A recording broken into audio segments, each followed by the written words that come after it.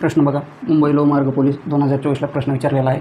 2 dozen पुस्तकांची किंमत 1728 रुपये आहे. तर 15 पुस्तकांची एकूण किंमत किती? तर आपल्याला 2 डझन पुस्तकांची किंमत 1728 दिली आहे. 2 डझन म्हणजे किती? तर 24 पुस्तकांची किंमत किती दिलेली आहे?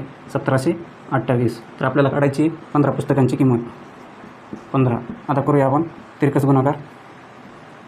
15 गुणिले 1728 भागाकारामध्ये हे 24. भाग देऊया 3ने. 3 5 15, 3 8 24. आता भाग देऊया 8ने. 8 1 8, 8 2 16, उरला 1. 8 1 8, उरले 4, 8 सकी 48, उरले काय? 5 गुणिले 216. आता बघा गुणाकार करूया. 5 सक 30ला शून्याचा हातचे आले 3, 5 1 5 आणि वरचे 3 8, 5 2 10. तर 15 पुस्तकांची किंमत किती? तर 1080 रुपये. पर्याय दोन्ही उत्तर आपलं बरोबर आहे, 1080 रुपये.